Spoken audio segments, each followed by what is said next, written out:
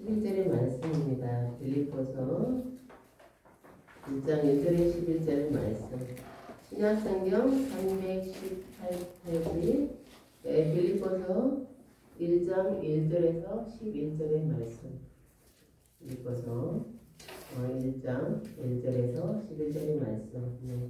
우리 함께 교독하시겠습니다.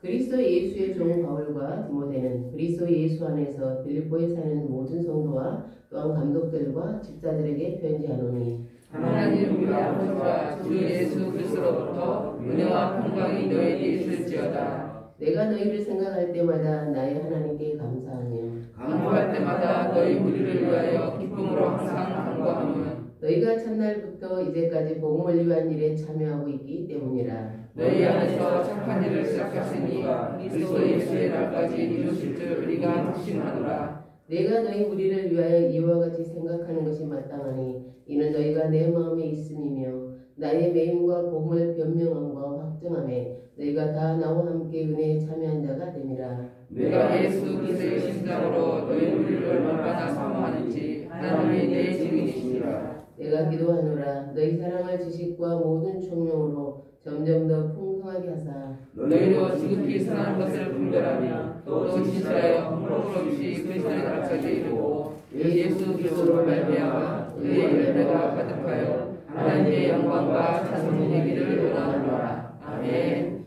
기도하겠습니다. 하나님께서 오늘도 저희들에게 말씀하십니다. 우리의 마음문을 열고 하나님의 말씀이 받습니다. 하나님이 좋은 말씀 뿌려진 대로 우리가 열매 맺을 수 있도록 자랄 수 있도록 이 시간에 함께 주옵소서. 예수님 이름으로 기도드립니다. 아멘. 바울의 제2차 선교 여행의 목적은 제1차 선교 여행 때 세워진 교회들을 돌아보는 것이었습니다. 그러나 성령님의 계획은 달랐어요. 성령님 바울 일행을 유럽으로 인도하셨습니다. 그들이 가려고 했던 소아시아는 같은 대륙이 있었기 때문에 문화적으로 익숙한 곳이었어요. 그리고 디아스포라 유대인들, 흩어져 있는 유대인들이 소아시아에는 곳곳에 분포되어 있었습니다. 바울은 소아시아로 가려고 예의를 썼어요. 그러나 그때마다 번번이 길이 막혔습니다. 선교 행로, 어디로 가야 될지 정말 어려움에 처했을 때 바울은 환상을 보았습니다. 마게도냐 사람이 한 사람이 나타나서 마게도냐로 건너와서 우리를 도우라는 것이었어요. 바울은 그 음성을 성령님의 인도하심으로 받았습니다. 그들은 이제 더 이상 소아시아에서 사역하려는 것을 즉시 멈추고 배를 타고 마게도냐로 갔습니다. 다른 대륙이죠. 그들은 마게도냐의 첫 성인 빌립보에 이르렀어요. 빌립보는 그리스 반도 북부에 위치합니다. 알렉산더 대왕의 아버지 빌립 2세가 자신의 이름을 따서 세운 도시예요. 이곳은 주전 42전에 로마의 속주로 재건되었어요. 그래서 이곳에서 태어난 사람은 로마의 행정, 이렇게 지방의 행정구역에서 누릴 수 있는 모든 특권을 부여받았어요.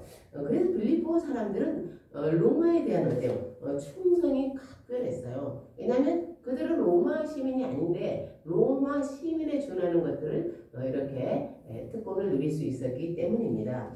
그러면 이들의 충성은 어떤 것으로 나타났냐면은 그것은 로마 황제 숭배. 그때만 해도 황제는 신으로 숭배받던 때죠. 로마 황제에 대한 숭배와 로마 정신에 대한 자부심으로 나타났어요. 유대인들은 남자 10명 이상이면 회당을 짓습니다. 이제 성전이 끝나고 나서 성전이 무너지고 성전 시대가 끝났을 때 이들은 회당에서 이제 신앙생활을 하죠. 그래서 어디든 유대인 10명이 있으면 회당을 져요. 그래서 빌립보에는 회당이 없었습니다. 회당이 없었기 때문에 바울은 안식일에 어디 조용한 곳에서 기도할 곳이 없을까 하고 기도처를 찾아 나섰습니다. 그는 성문 밖으로 나가서 기도처가 있을 법한 강가로 갔어요. 바울은 그곳에서 두아디라 출신의 자색 옷감 장수 루디아를 만났습니다. 루디아는 자색 옷감은 이렇게 부자들, 귀족들이 입는 옷이기 때문에 루디아는 상당한 사업가 여성이에요. 루디아는 바울이 전하는 복음을 듣고 유럽의 첫 그리스도인이 되었어요. 루디아의 집은 빌립보 교회의 토대가 되었습니다. 우리 함께 1절에서 본문 2절을 읽겠습니다. 본문 1절에서 2절을 읽겠습니다. 자, 그리스도 예수의 종 바울과 디모데는 그리스도 예수 안에서 빌립보에 사는 모든 성도와 또한 감독들과 집사들에게 편지하노니 하나님 우리 아버지와 주 예수 그리스도로부터 은혜와 평강이 너희에게 있을지어다. 아멘. 바울은 빌립보 교회 성도들에게 자신은 어때요? 그리스도 예수의 종이라고 소개하고 있죠. 그런데 고린도 교회나 갈라디아 교회에 쓰는 편지에서는 자신을 사도라고 이렇게 소개하고 있습니다. 기독교에서 그리스도의 교회에서 사도는요 최고의 본이죠. 그런데 빌립보 교회 보내는 편지에서는 자신을 사도라고 소개하지 않습니다. 왜 자신을 사도라고 최고의 본인이 사도라고 소개하지 않을까요? 그것은 자신의 본의를 주장할 필요가 없기 때문이에요. 빌립보 교회 성도들은 바울의 사도직을 인정했을 뿐만 아니라 바울을 존경하고 있었습니다. 그런데 굳이 자신을 그렇게 소개할 필요가 없겠죠. 그러면 바울은 빌립보 교회에 대해서 어떻게 생각했을까? 우리 함께 3절에서 4절 읽겠습니다. 3절에서 4절. 오늘 보면 3절 4절 시작. 내가 너희를 생각할 때마다 나의 하나님께 감사하며 간구할 때마다 너희 무리를 위하여 기쁨으로 항상 간구하는. 아멘. 사랑하는 성도 여러분, 여러분은 어떤 사람을 생각할 때마다 그 사람을 떠올릴 때마다 감사하는 사람이 있습니까? 하나님, 이 사람을 만나서 참 감사합니다. 이 사람을 만나지 못했다면 저는 참 많이 힘들었을 것 같아요. 이 사람이 내 가족이라서, 이 사람이 내 친구라서, 이 사람이 우리 교회 성도라서 저는 참 기뻐요. 정말 감사합니다. 그 사람이 너무 좋으니까, 그 사람이 참 좋으니까 그 사람을 만나게 해주신 하나님께 어때요? 감사하는 거죠. 왜냐하면 하나님의 은혜다. 이건 하나님의 은혜야 라고 고백되어지는 것입니다. 여러분, 그런 사람 있어요? 아멘. 당연하죠. 있겠죠. 없다는 거는 없다면 슬프지만 그러나 너무 슬퍼하지 마십시오. 하나님 반드시 그런 만남을 준비하고 계십니다. 아멘. 하나님께서는 우리 인생에 그런 만남을 주세요. 그 만남을 소중히 여기고 기쁘게 정말 이렇게 기쁘게 잘 가꾼다면요. 우리의 삶은 풍성한 은혜로 가득 찰 수 있어요. 왜요? 하나님의 사랑은 사람들 사이에서 뽑히기 때문입니다. 아멘. 아무리 사는 것이 힘들다고 해도 아무리 비바람이 몰아친다고 해도 그런 사람이 있으면요. 내 마음 한켠이요. 위로를 받는 거예요. 격려를 받는 거예요. 그래서 내가 따뜻한 온기가 생기는 거죠. 그것은 하나님께서 우리에게 허락하신 귀한 만남입니다. 바울에게는 그런 교회가 빌립보 교회가 바로 그런 교회였어요. 바울과 빌립보는 교회는 같은 꿈을 꾸었어요. 그리고 서로 아름다운 교제를 나누었습니다. 그 모든 것이 하나님의 은혜임을 알았기에 바울은 빌립보 교회를 생각할 때마다 빌립보 교회를 떠올릴 때마다 하나님께 감사했던 것입니다.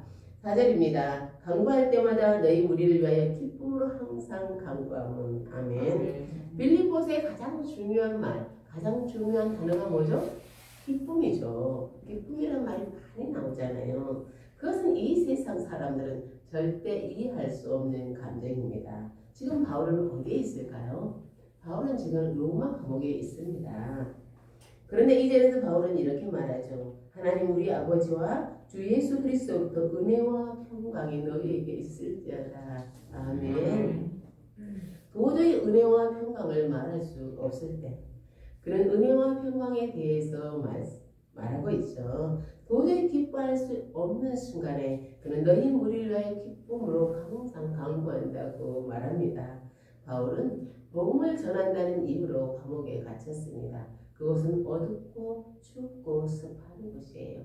그는 그곳에서 아무것도 할 수 없을 것 같은 그곳에서도 그는요 하나님의 사역을 기팀으로 감당했어요. 그는 기도했고 그는 편지를 썼죠.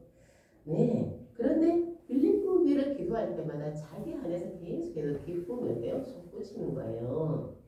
그러면 바울과 빌립보 교회는 어떤 관계였기에 그렇게 감옥에서 편지하고 그들을 기도할 때 기쁨이 넘쳤을까? 어떤 관계였을까요? 우리 함께 5절을 읽겠습니다. 5절입니다. 5절 시작. 너희가 첫날부터 이제까지 복음을 위하여 일에 참여하고 있기 때문이라. 아멘. 여기서 첫날부터는 바울이 안식일에 기도하려고 강가로 갔을 때 그날이죠. 유럽의 첫 개종자인 루디아는 바울 일행을 강권하여 자기 집에 머물게 했습니다. 그것이 빌립보 교회의 시작입니다. 루디아는 구원받았다는 그 기쁨에서 어때요? 끝내지 않았어요. 그는 그리스도인이 되었다는 것에서 만족하지 않았습니다. 그는 바울의 동역자가 되기를 원했어요. 자원했어요. 그는 하나님의 나라의 동역자가 되기를 자원했습니다. 빌립보 교회는 처음 만났을 때부터 지금까지 바울의 복음 전파 사역의 동역자로 활동했어요. 협력했어요. 그런 빌립보 교회는 어떤 상황이었길래 그렇게 할 수 있었을까요? 바울이 편지를 보낼 즈음에 빌립보 교회는 삼중고를 겪고 있었어요. 그들은 가난과 박해와 교회 분열 가운데 있었습니다. 빌립보 지역에 만연한 로마 황제 숭배 사상. 로마의 속주라는 자부심은 로마 황제 숭배 사상의 사상으로 인해 이어졌죠. 그래서 그 사상으로 인해서 신앙을 지키며 살아가는 사람들에 대해서 박해했어요. 그들에게 일거리가 줄었어요. 사람들이 그들에게 일거리를 주지도 않고 직장도 아무래도 어려웠어요. 그래서 그들은 가난해졌어요. 사람들의 박해로 인해 고통을 겪었습니다. 거기다가 빌립보 교회는 내분을 겪고 있었어요. 우리가 이제 4장에 들어가 보면 4장 2절에 유오디아와 순두계에게 전하니라고 말해요. 유오디아 집사와 순두계 집사로 나눠서 분열이 되어 있었어요. 분열의 어려움을 겪었죠. 아주 큰 건 아니지만요. 바울은 감옥에 있었고 빌립보 교회는 여러 가지 어려움에 처해 있었어요. 그럼에도 불구하고 빌립보 교회는요, 바울의 사역을 위해서 계속해서 헌신했습니다. 바울은 고린도 교회에 보내는 편지에서 이렇게 쓰고 있어요. 고린도서 11장 9절입니다. 또 내가 너희와 함께 있을 때 비용이 부족하였을 때 아무에게도 누를 끼치지 아니하였으면 마게도냐에서 온 형제들이 나의 부족한 것을 보충하였습니다. 내가 모든 일에 너에게 폐를 끼치지 않기 위하여 스스로 조심하였고 또 조심하리라. 아멘. 이것은요, 고린도 교회에 쓰는 편지예요. 내가 너희와 고린도 교회에 사역할 때요, 비용이 부족했다는 거예요. 바울은 고린도 교회에 사역하면서 필요한 경비를 고린도 교회에서 충당하지 않았습니다. 그는 그 이유를 이렇게 밝히고 있습니다. 내가 모든 일에 너희에게 폐를 끼치지 않기 위하여 스스로 조심하여도 또 조심하리라. 고린도 교회에서 사역에 필요한 경비를 충당하지 않았던 것은 고린도 교회가 그런 형편이 아니었기 때문이에요. 그렇다고 고린도 교회가 물질적으로 가난했다는 뜻은 아니에요. 오히려 가난한 곳은 빌립보 교회였어요. 교회 개척 초기에 우리 교회에 부자가 건물을 갖고 있는 사람들이 우리 교회에 다녔어요. 동네 부동산에 전도를 하러 나갔더니 그 부동산 사장이 저에게 이렇게 말하는 거예요. 그 교회는 부자들이 있어서 걱정이 없겠어요. 부자들이 교회에 다니고 있다는 것을 부자 같은 부동산에 알고서 그렇게 말한 거죠. 저는 아무 말도 하지 않았습니다. 그러면 그 부자들이 물질적으로 헌신했을까요? 교회는 돈이 있는 사람이 헌신하는 곳이 아닙니다. 교회는 구원의 은혜를 아는 사람들이, 주님의 사랑을 아는 사람들이 헌신하는 곳이에요. 하나님이 나를 사랑하는 사람들이 헌신하는 거예요. 그래서요, 그 헌신이 아름다운 것입니다. 가난하든 부하든 그게 기준이 아니에요. 사랑이에요. 고린도 교회는 빌립보 교회보다 훨씬 형편이 좋았어요. 그리고 바울은 고린도 교회에서 사역하고 있었습니다. 그럼에도 불구하고 고린도 교회에서 필요한 경비를 충당하지 않았습니다. 만약에 그랬다면 바울이 전한 복음이 물질을 받기 위한 것이라고 오해를 받았을 것이기 때문이에요. 그럴 수는 없어요. 목사나 선교사는 그렇게 생각해서는 안 돼요. 복음의 누가 되어서는 안 되죠. 빌립보 4장 16절입니다. 데살로니가에 있을 때에도 너희가 한 번뿐 아니라 두 번이나 나에 쓸 것을 보내었도다. 빌립보 교회 보내는 거죠.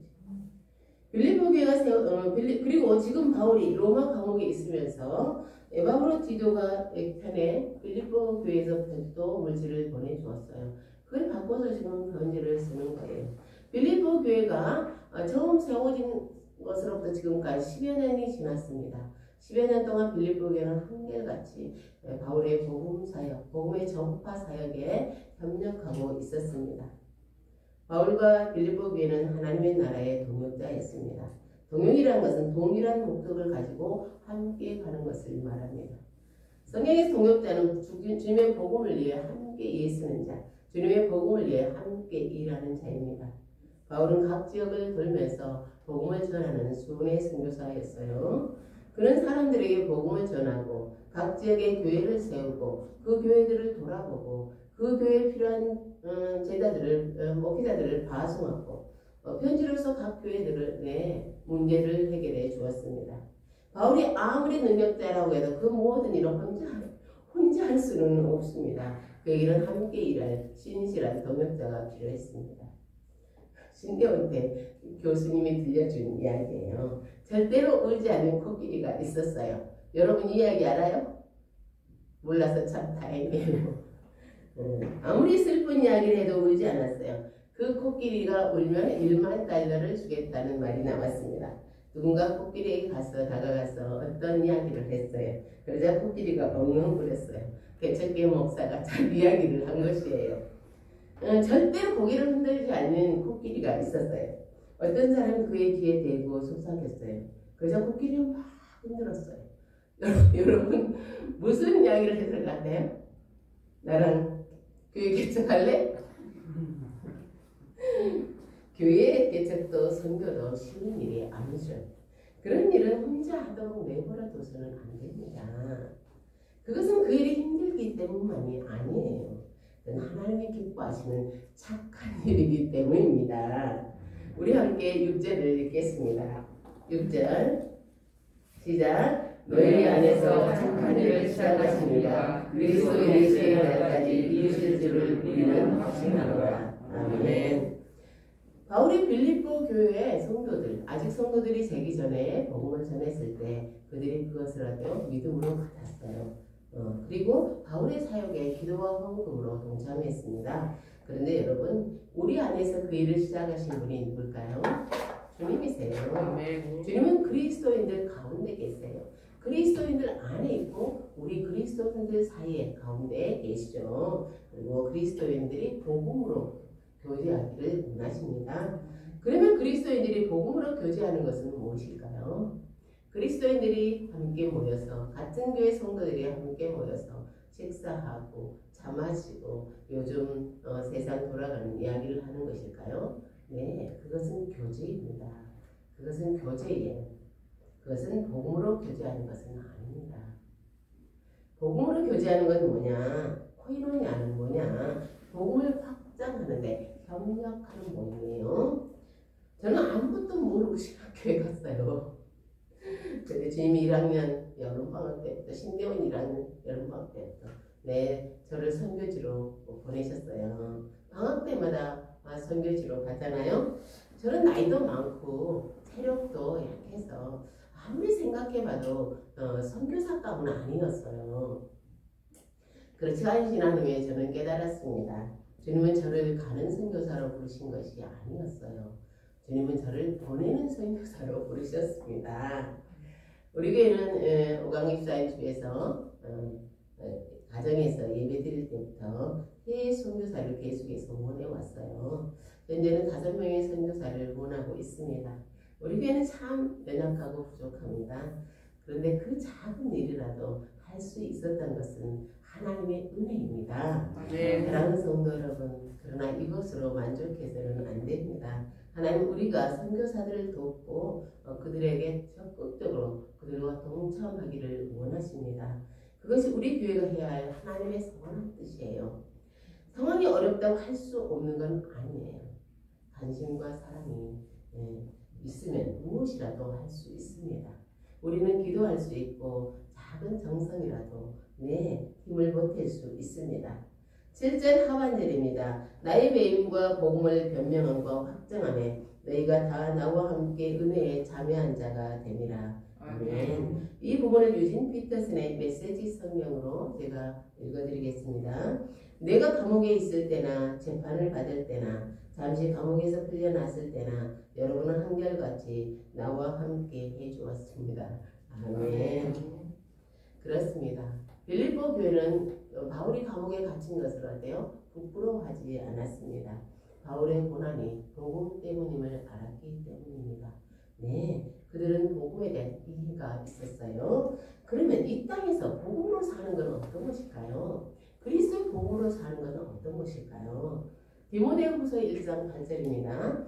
그러므로 너는 내가 우리 주를 증언함과 또는 주를 위하여 갇힌 자 된 나를 부끄러워하지 말고 오직 하나님의 능력을 따라 복음과 함께 고난을 받으라. 아멘. 이후에 바울은 다시 감옥에 갇혔죠. 디모데후서는요, 순교를 앞두고 감옥에서 쓴 편지입니다.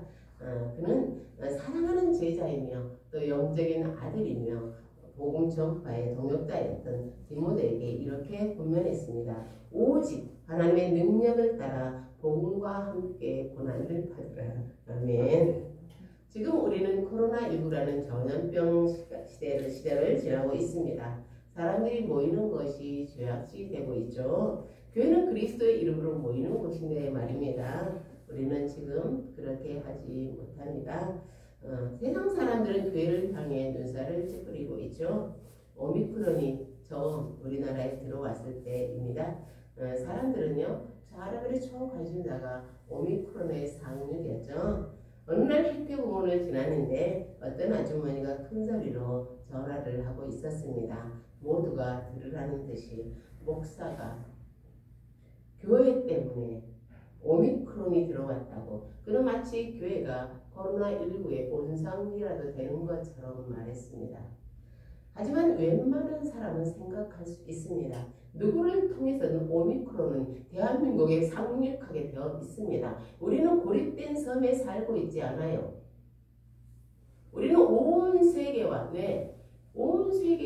연결되어 있는 선진국이에요. 우리는 그러나 변명하지 않습니다. 우리는 기다릴 뿐입니다. 코로나19가 속히 종식되기를, 이 안개가 걷히기를, 그리고 코로나19를 통해서 이루실 하나님의 뜻이 밝히 드러나기를. 아멘. 그러면 빌립보 교회가 기록되는 당시 세상 사람들은 그리스도인들을 어떻게 보았을까요? 사도행전 17장 6절입니다. 천하를 어지럽게 하던 사람들. 사도행전 24장 5절에는 바울에 대해 이렇게 말합니다. 우리가 보니 이 사람은 전염병 같은 자라. 천하에 흩어진 유대인을 다 소유하게 하는 자여 나사렛 이단의 우두머리라. 세상 사람들은 그리스도인들을 쟤들은 세상을 어지럽게 하는 평강을 진짜 어지럽고 소란스러운 사람들이야. 쟤들은 코로나19 같은 전염병 환자들이야 라고 말했어요. 롬 황제는요, 자기가 로마시 새로 지으려고 불질렀잖아요. 그런데 그 시민들의 대응에 들어와서 그리스도인들이라고 거짓말을 했어요.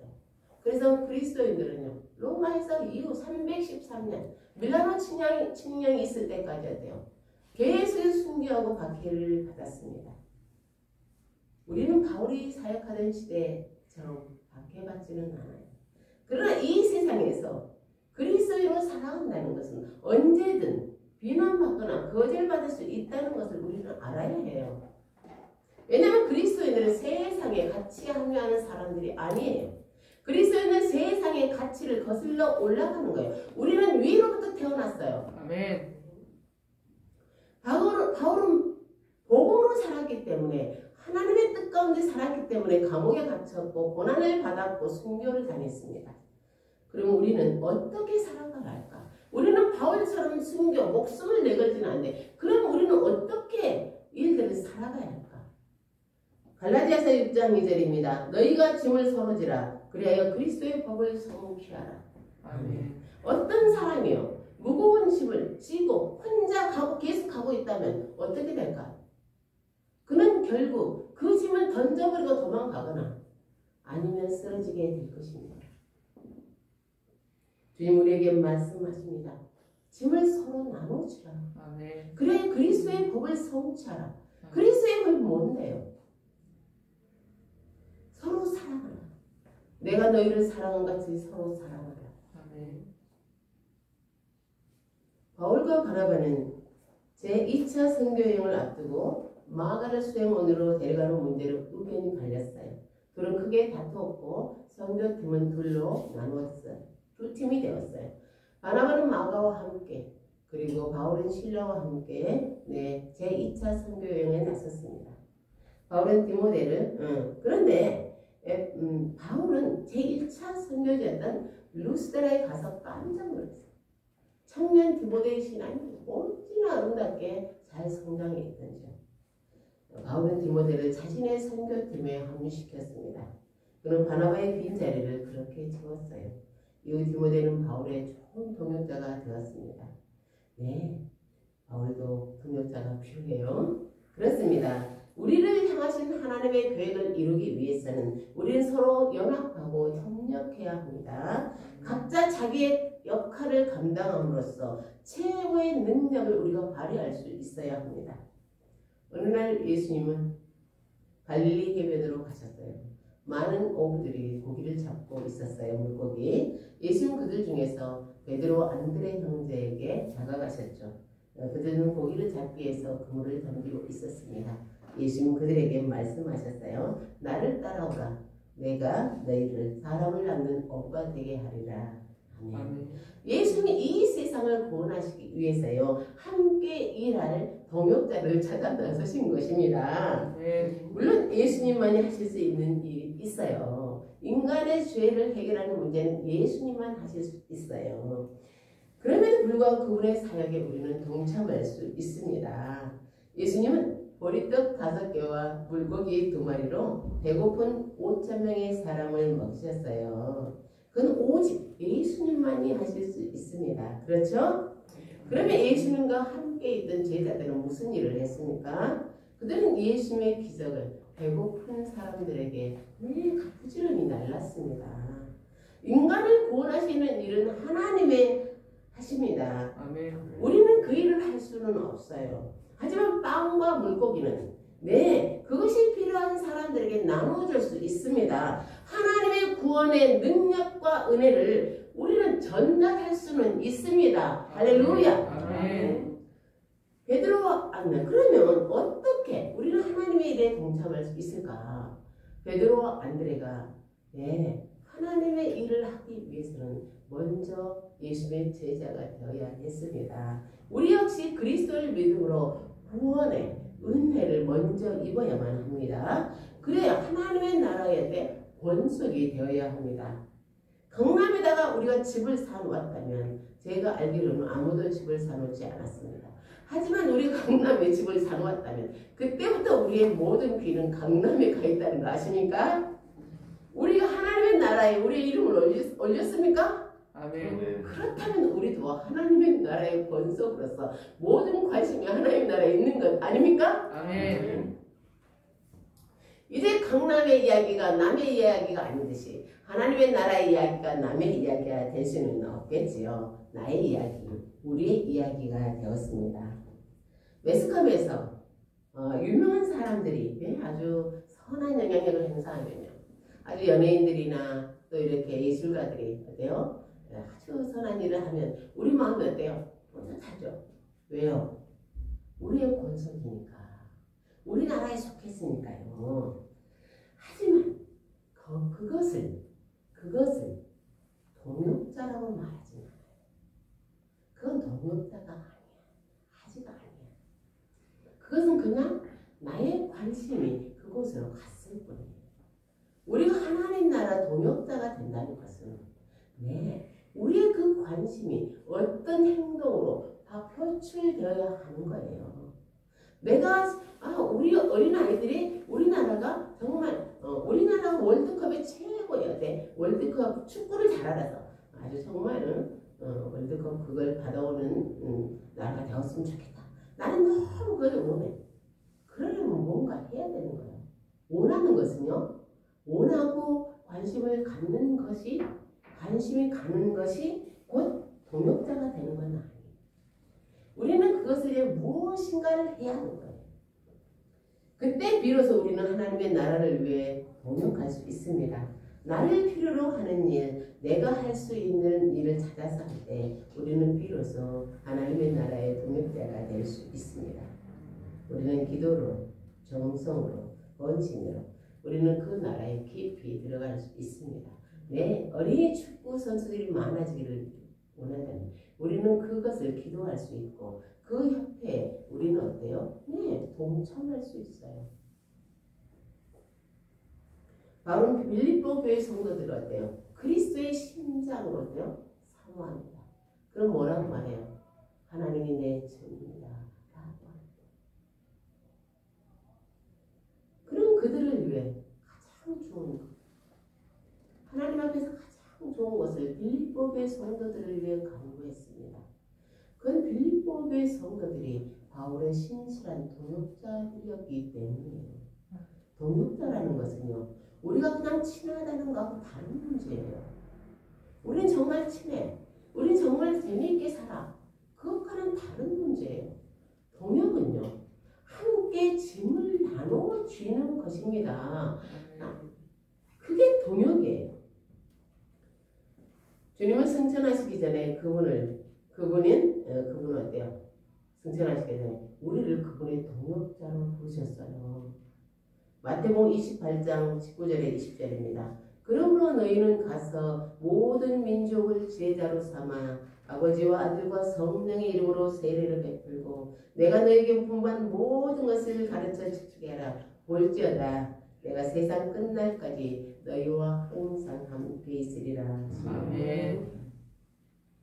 주님의 동역자로 자원함으로 하나님의 구원 역사를 우리가 직접 경험하고 우리 자신뿐만 아니라 다른 사람의 그 구원에 가시는 하나님의 신기한 그 사랑을 우리가 경험하고 그리고 그것을 기뻐하는 주님의 그 임마누엘을 경험하는 저와 여러분 되기를 예수님의 이름으로 축복합니다. 아멘. 기도하겠습니다. 하나님 감사합니다. 동역이란 같은 목적을 가지고 함께 가는 것이라고 우리는 알고 있습니다. 하나님은 우리를 동역자로 부르셨습니다. 예수님 우리를 구원해 주시고 성령님을 보내주시고 성령님 우리와 함께 걸으며 우리를 하나님 나라의 동역자로 계속 지원하고 계십니다.